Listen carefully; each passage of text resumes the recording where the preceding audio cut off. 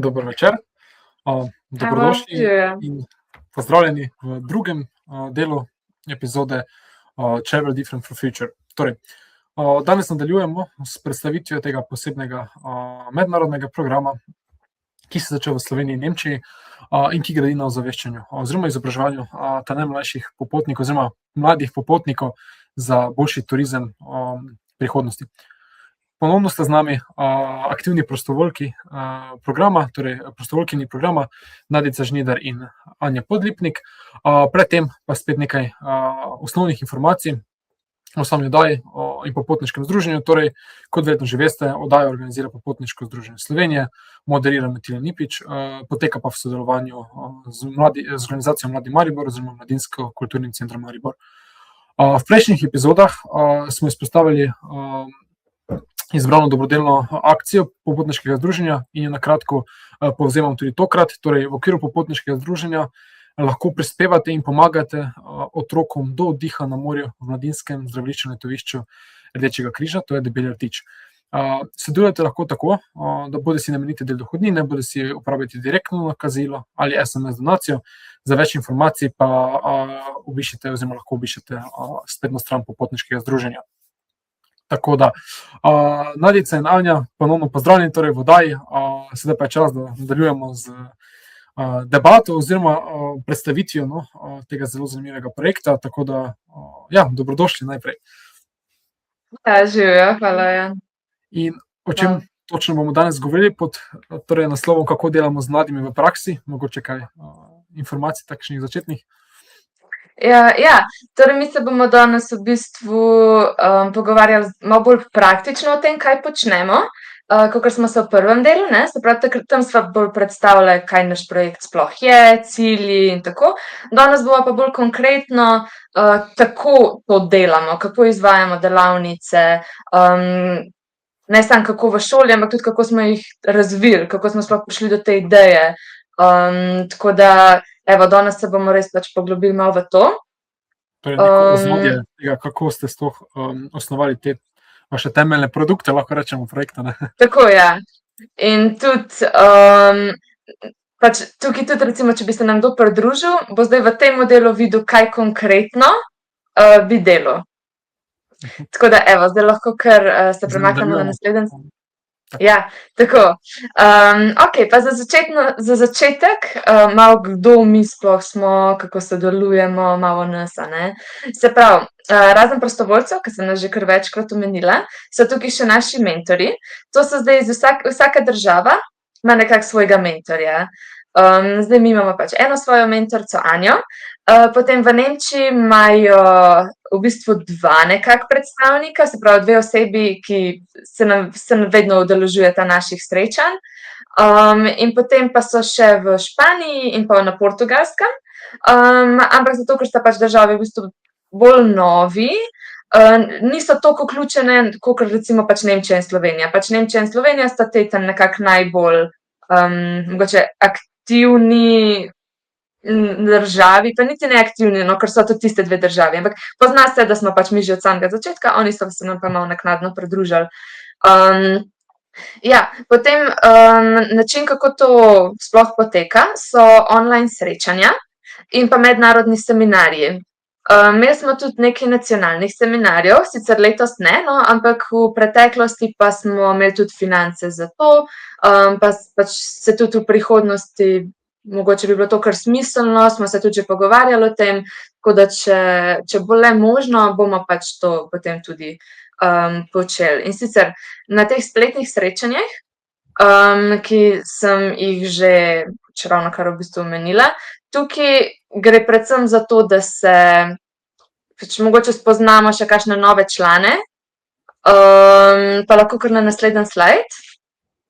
Evo, ja, takole nekako to izgleda, ne, na tej sliki vidimo, pač vsi se priklopimo s kamericami, če je le možno, se pravi, če smo doma v pisarni, kakorkoli, če je pač opcija, probamo vsi res, da se vidimo, da spoznamo nove člane, tudi vsaj nekako na videz online, če že ne osebno.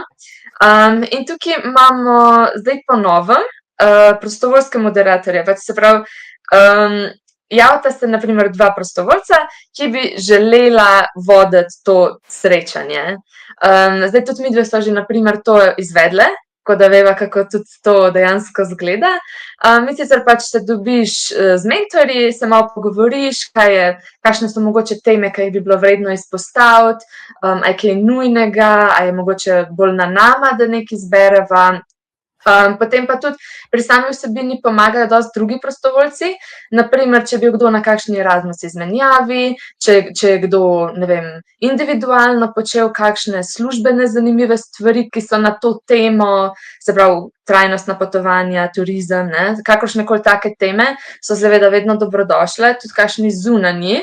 Akterji so kar v bistvu fajn, takole za poslušati in potem nekako pač znotraj te 1 ure, ki jo imamo, enkrat na mesec, nekako si povemo kakšne novosti, imamo te predstavitve, in v bistvu to je neki tak glaven način, kako sploh ostajamo skozi v kontaktu. Ker drugače imamo tudi skupino, online, pa na primer na Slacku, ampak pa potem prek maila, no, seveda, ampak ta mesečna srečanja so nekako najboljši način, ki smo se ga zaenkrat spomnili, no, da pač se lahko tako malo podružimo, pa čeprav samo enkrat na mesec, pa po 1 uro, ne, ampak je boljše kot nič. Poleg tega, poleg teh mesečnih srečanj, imamo pa tudi letne seminarje in tukaj bova zdajle v bistvu kar več o tem povedale. Torej, na teh, oprosti, če te prekinem, na teh mesečnih srečanjih, prav tako ste v žurnem stiku z vašimi potovanji, ne, oziroma izkušnjami, torej prav primere dobrih praks delite, tako da ste non-stop v nekem konstantnem, lahko rečem, razvoju idej, ne, torej taki brainstorming srečanja praktično imate, ne, verjetno, tudi s to smer. Ja, zdaj zelo je odvisno od teme, a ne, zdaj to ponavadi mentorji vejo, kaj bi bilo najbolj smiselno, tako da ni potem vsak sestanek enak. Ker to smo tudi že, recimo, ne vem, trajanje teh srečanj smo že spremenili. Potem, kateri dan v tednu bi bilo, kateri uri bi bilo. To so stvari, ki smo v bistvu se jih kar mogli dogovarjati in smo to temo večkrat sploh začeli. Sploh, ko sta se nam pridružili 2 novi članici, ne, zdaj Portugalska je v drugem časovnem, pač je 1 uro zamaknjena, ne, tako da je bil tukaj tudi problem, kako bi se lahko nekako uskladili, da bi se res v čim večjem številu lahko udeleževali teh srečanj. Tako da zdaj smo nekako na tem, da ja, pač je 1 ura, da se ne podaljša, da pač če koga ni v redu, če ima druge obveznosti, seveda pač vsak ima svoje prioritete, pa vendarle smo prostovoljci.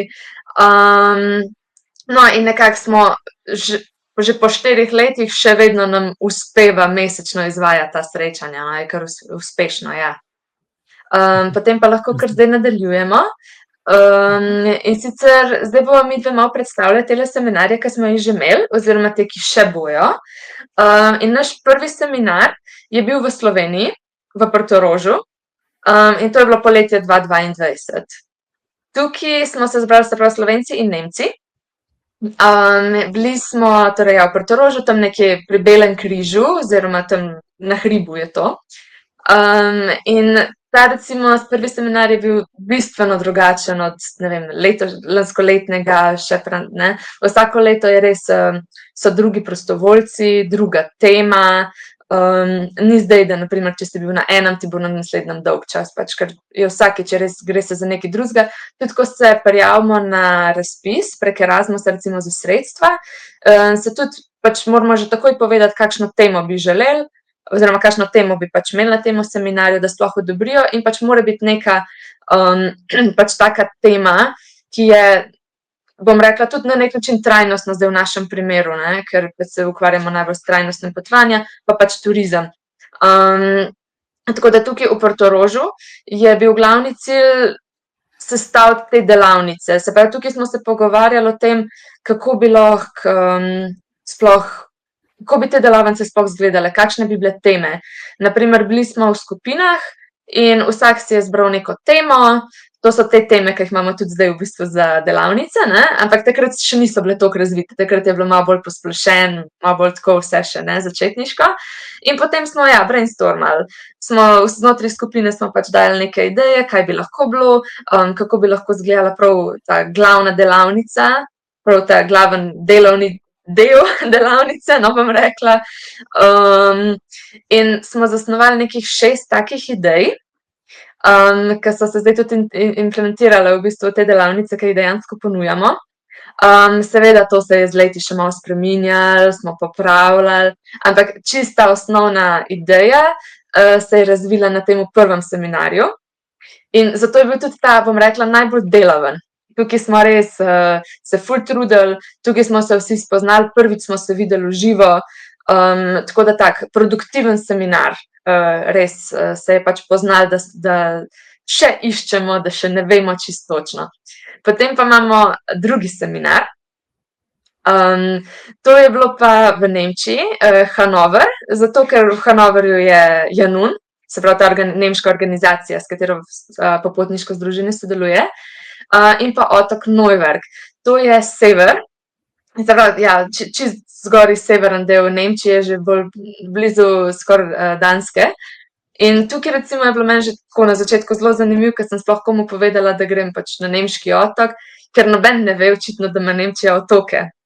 In to je bilo že tako na začetku zelo zanimivo, kot da smo sploh zbrali tako destinacijo, je bil iz mojega vidika en tak velik plus, ker glede na to, da širimo zdaj pač idejo o trajnostnem turizmu in glede na to, da gremo mi poleti, je nekako pravilno, da gremo nekam, kar ne grejo vsi. Se pravi, da se probamo izogniti tem masovnem turizmu in pač mi v bistvu s temi destinacijami, ki smo jih izbrali, smo to dosegali, ne.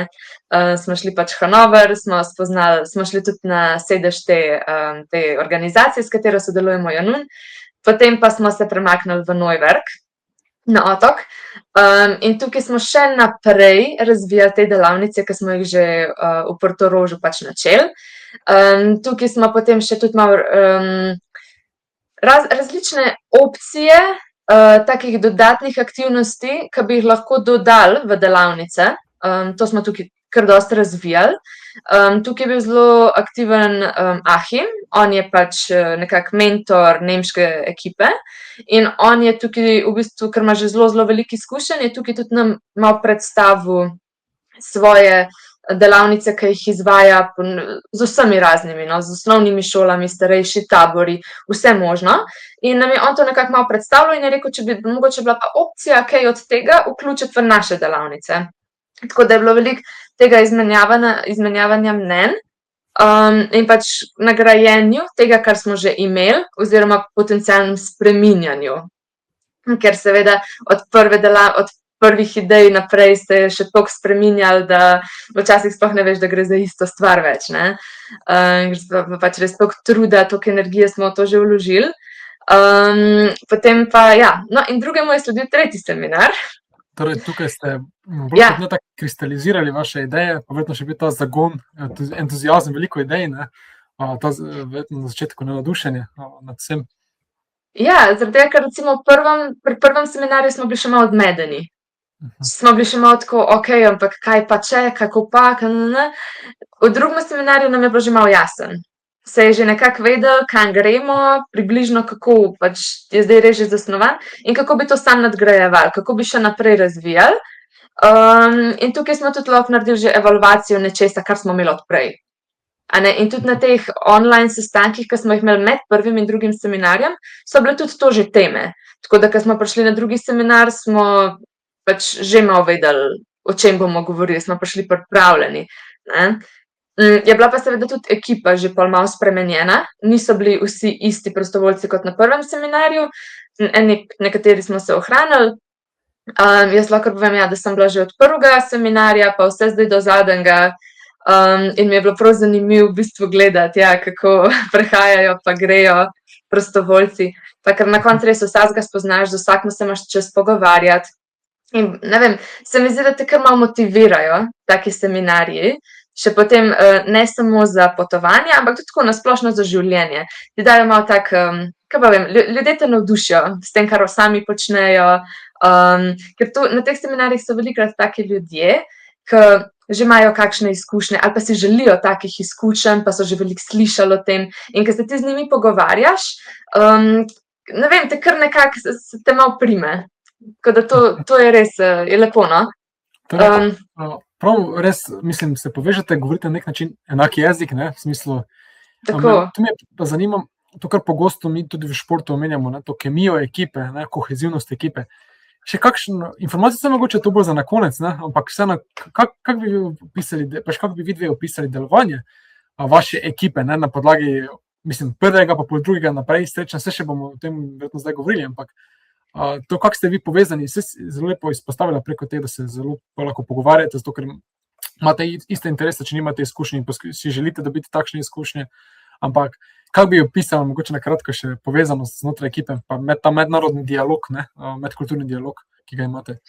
Ja, zdaj sploh na začetku, ko smo bili samo 2 države, nas je bilo tudi manj, ne, in to recimo nas je bilo, ne vem, okoli 20, 25 in to sploh ni bil problem, ker z vsakim si se na neki točki pogovarjal.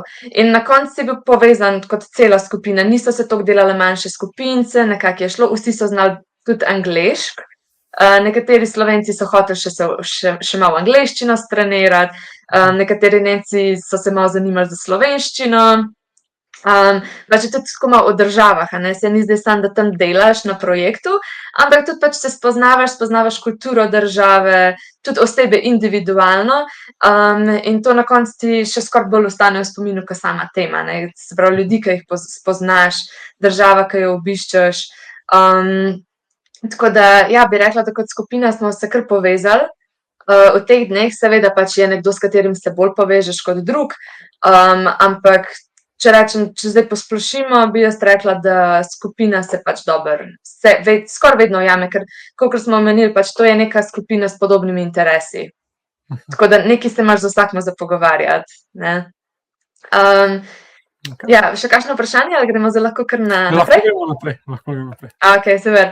Ja, in sicer na 3. seminar, ta je bil pa spet v Nemčiji, ampak smo se iz severa premaknili na jug, smo šli na Bavarsko, in sicer tukaj Schledorf, to je tak manjši kraj, bolj vas na Bavarskem, in tudi pač, ker smo šli pozimi, je bilo čisto drugače, kakor prejšnja 2, ker smo šli poleti. Pač bil je sneg, tako čisto drugo vzdušje, pa manjša vas. Šli smo tudi sicer v München vmes, ampak ja, se je kar poznala razlika s prvima 2 seminarjema. Tukaj recimo smo že šli bolj konkretno v delavnice, smo že malo bolj razvijali in se tudi pač pogovarjali, kako jih bomo predstavili naprej. Ampak v bistvu ja, pač delavnica za delavnico se je nadgrajevalo. Tako da tukaj smo potem še dodali nekatere vsebine izobraževalne, in pač, ja, tako v bistvu smo naprej.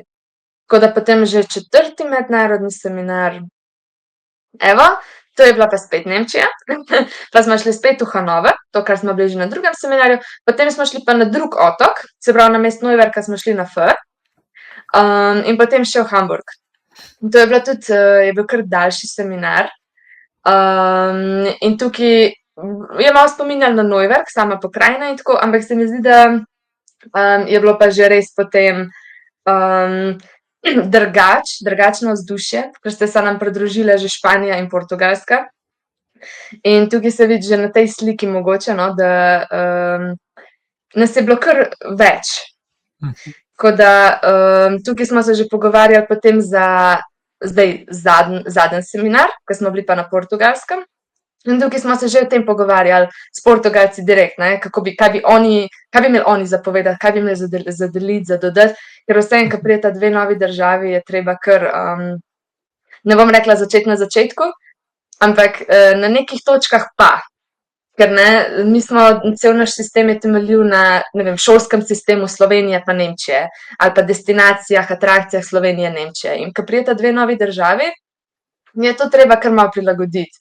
Tako da tukaj je bilo zelo še veliko spoznavanja, sploh o španski, portugalski kulturi, a bi bilo to pri njih sploh pač realno izvajati, te delavnice, kako bi njihove šole to vzele, kako bi to promovirali.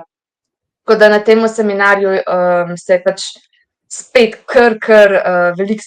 veliko se je dodalo, no, ker je bilo treba kar par sprememb oziroma par dodatkov uvesti. Poleg tega smo pa mogli tudi tem novim prostovoljcem predstaviti te delavnice, tako da tukaj smo pa, ker smo jih že izvajali po šolah, smo jih potem tudi predstavljali prostovoljcem, da bojo vedeli, kako jih naprej potem predstavljati.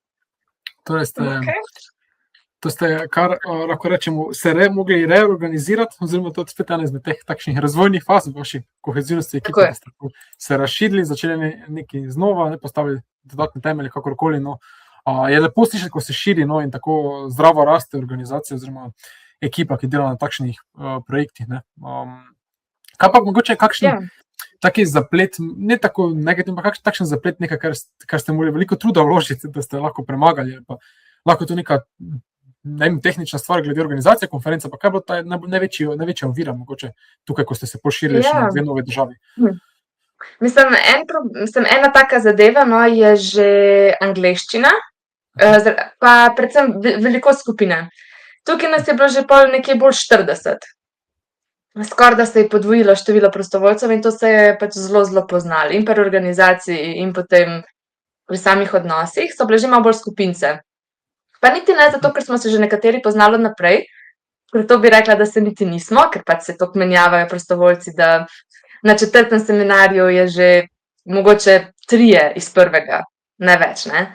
Tako da je pa bilo definitivno tukaj že malo bolj jezik, se poznata mogoče razlika v izobraževalnih sistemih, na primer Slovenija, Nemčija.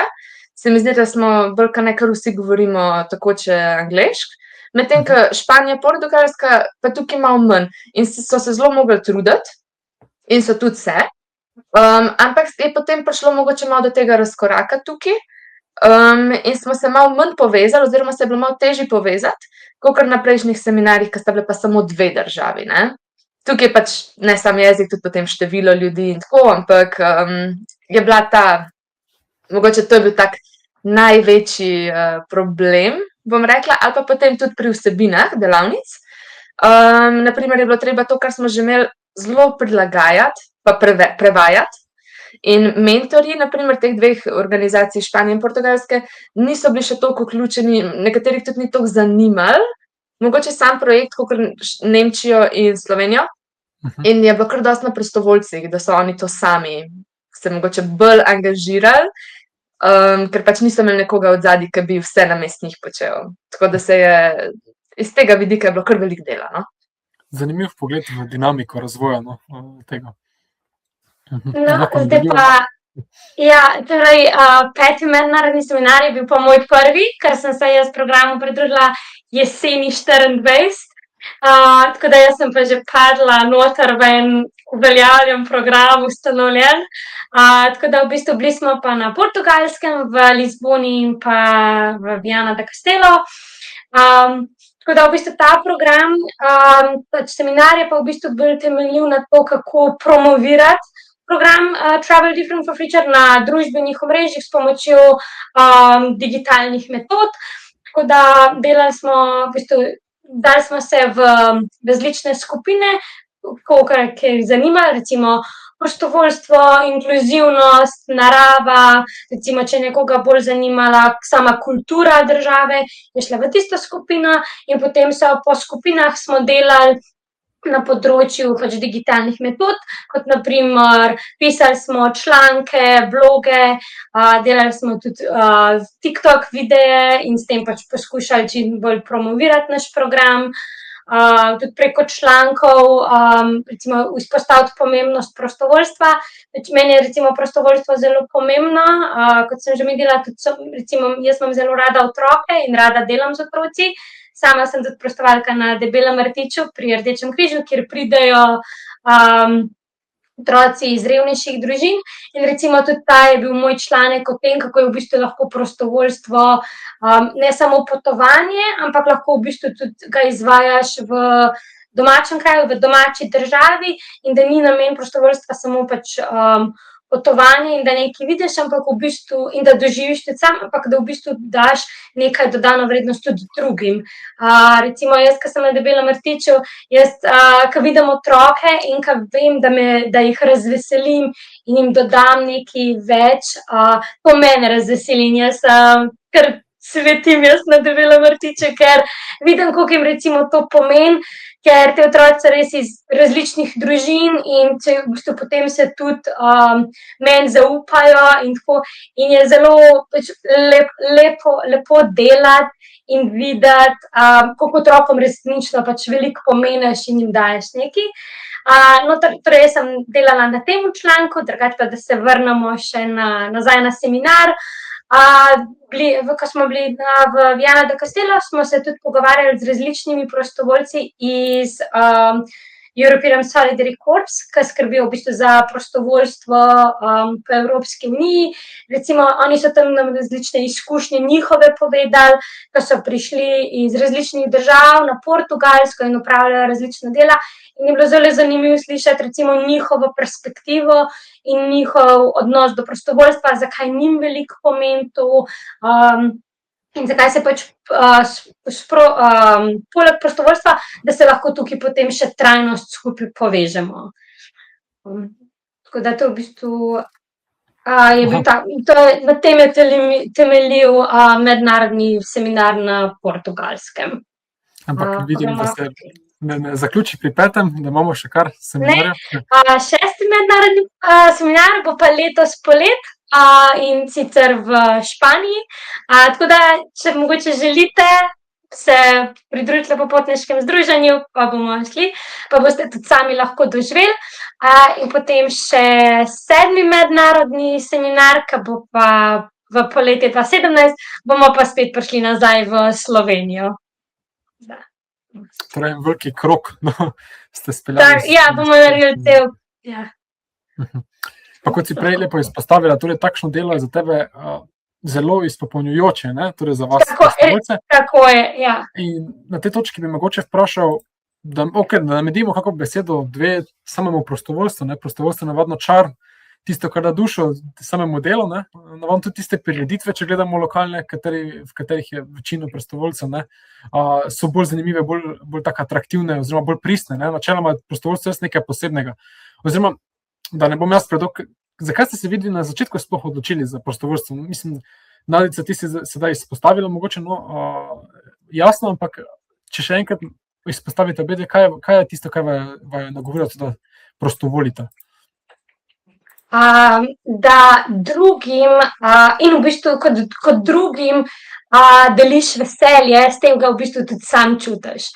Da si srečen zato, ker si sam nekaj naredil, ampak da ti, ko vidiš druge, da ti drugi prinašajo veselje tebi. Meni je to tako čar prostovoljstva in zato sem tudi rada prostovoljka. Ja, pri meni je ne zdaj, da se ne strinjam s tem, ampak bom rekla, zakaj sem se jaz sploh pridružila. Jaz sem takrat začela faks, to je prvi letnik pri meni faksa.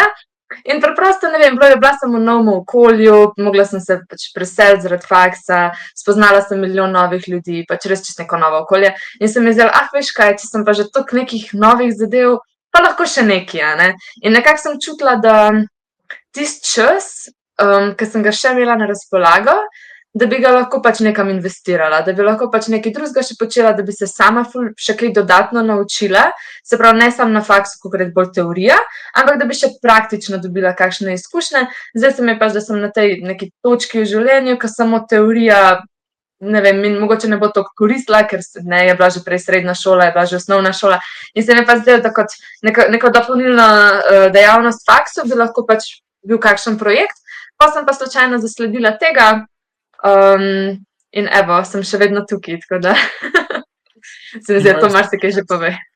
Zelo vaju, mislim, povezuje ta želja po prostovoljstvu. Vsak ima svoj nek motiv, ki temu prinese, ampak na koncu je iskanje nekih izkušenj, izpolnjujočih izkušenj in tako naprej. Sedaj pa lahko kar nadaljujemo. Mislim, da smo seminarje zaključili.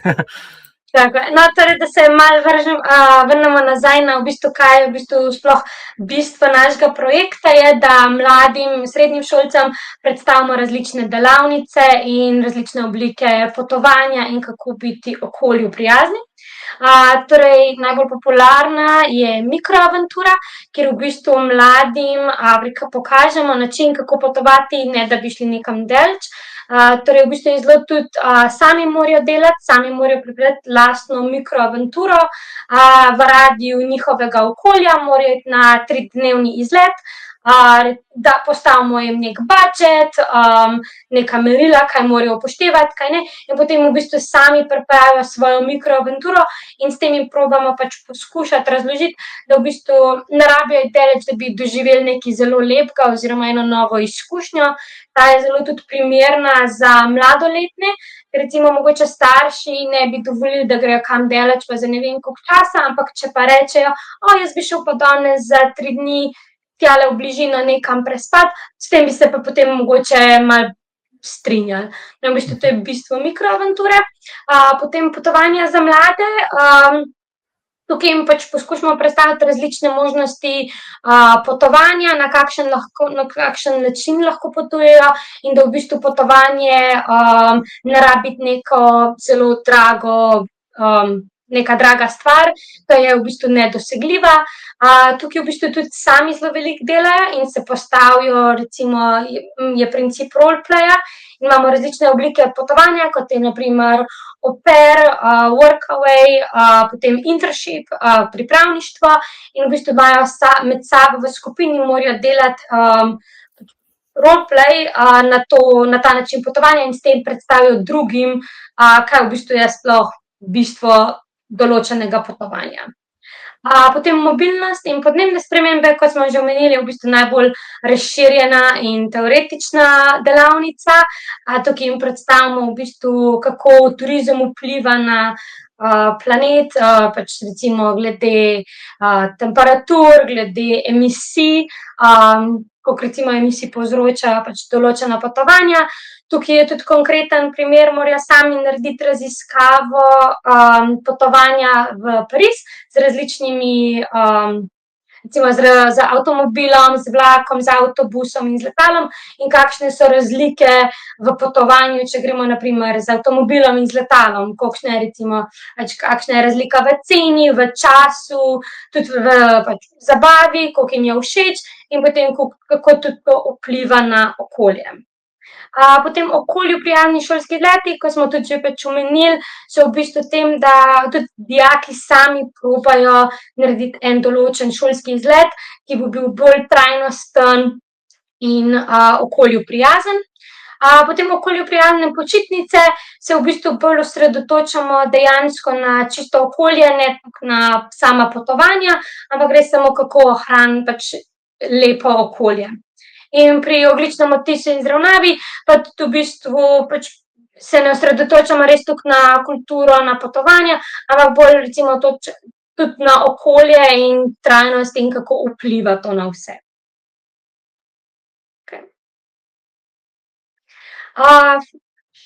Okej. Ja, tukaj bi mogli sproti dajati naprej. Tukaj lahko vidimo pač, kako v bistvu gleda vsaka posamična delavnica, ne. Se pa to je neki tak čista prvotni slajd, kako bi izgledala vsaka delavnica oziroma kako dejansko izgleda, ko jih pač predstavljamo v šoli. Tako da evo, to lahko pač zdajle malo pogledamo, ampak pač itak samo toliko malo za predstavo. Evo, pa še eno naprej. Evo, tako, to lahko pustimo. No, torej, ko smo število doslej izvedenih delavnic, najbolj popularna je mikroaventura, je tudi najbolj razvita oziroma je tudi najbolj primerna za vse starostne skupine. Potem mobilnost in podnebne spremembe je pač druga najbolj popularna, ker je res tehnična in v bistvu veliko se naučimo in ne rabi pač za določeno skupino, ampak je res pač pomembno, da vsi vemo tiste informacije, katere delavnica predstavlja. Potovanje za mlade je predvsem za 3., 4. letnike, ker so že polnoletni po večini in ker je tudi največ oblik potovanj namenjenih polnoletnim. potem pa okolju prijazni šolski izlet, pa okolju prijazne počitnice, pa še uvajamo in probamo čim bolj vključiti. In ja. Na tej točki bi vprašal še mogoče glede spet pač feedbacka oziroma učinka za nazaj. Kakšna pa mogoče je razlika v učinku med mlajšimi in starejšimi generacijami, ki so vključene v vaše delavnice? Je kakšna razlika, oziroma kaj so te glavne razlike, kaj opažate, če je kaj takšnega vredno izpostaviti med njimi?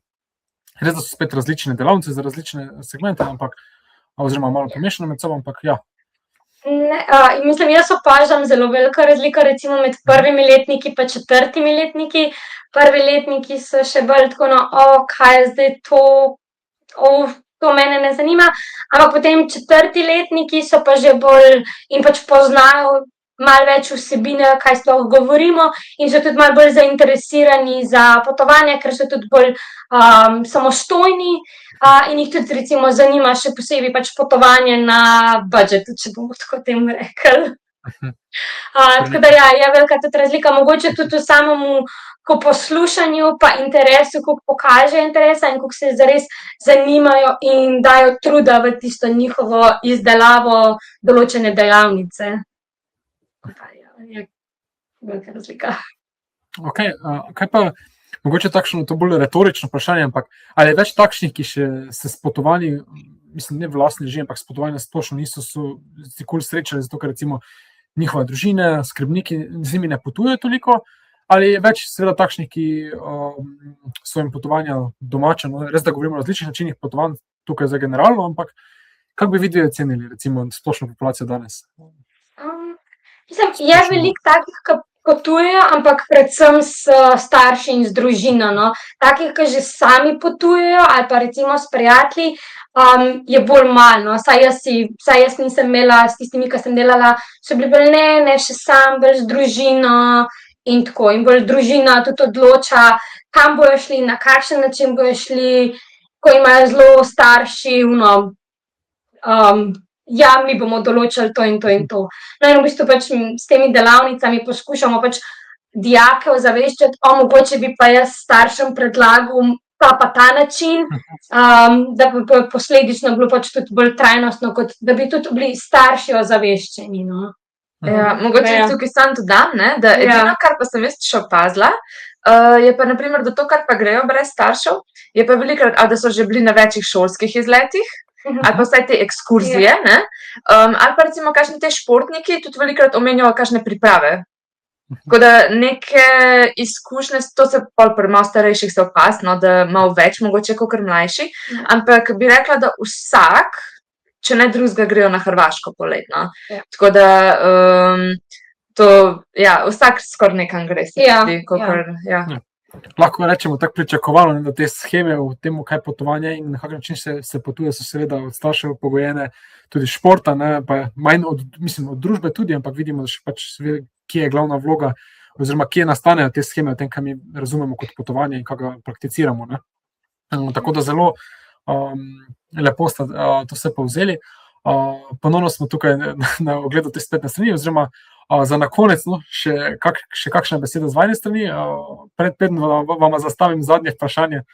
Mogoče jaz čist mimo grede še omenim, Prej, ko smo toliko časa govorili, se mi zdi o teh seminarjih pa to, ampak smo govorili samo o mednarodnih.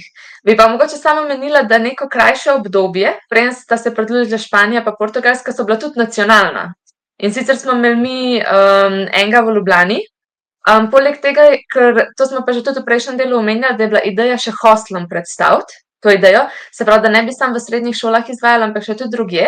No, in imeli smo temu namenjen en seminar, kamor smo povabili, v bistvu bila sva 2 prostovoljca iz projekta, drugo so bili pa predstavniki slovenskih hostlov. In v bistvu sva midva predstavila njim, kako izgledajo te naše delavnice in pač kako bi jih mogoče lahko tudi vključili v njihove hostle. In takrat se je kar veliko o temu govorili, potem je ta ideja malo zamrla, ampak ne popolnoma, še vedno je ta ideja, tako da je mogoče tako, bom rekla, še vedno so potenciali razvoja. torej priložnost za naprej, ne? Niste se dali torej, na stranski tir mogoče, ampak še vas čaka.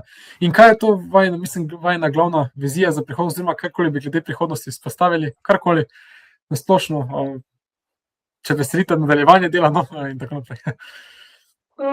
Mislim, da se še razširimo, pa da še več mladim prikažemo res pač pomembnost trajnosti in pač oblike potovanja, da še več ljudi doseže in ja. Ja, jaz tudi definitivno bom še naprej v temu, no. Ja. Se mi zdi, da je vredno na koncu, no. Se mi zdi, da tudi medosebni odnosi med nami, naprimer midve se že od prej poznava, sva bile sošolki, ne, na faksu, sicer, ampak se mi zdi, da še v sklopu tega projekta pa to sva se še toliko bolj povezale, Točno.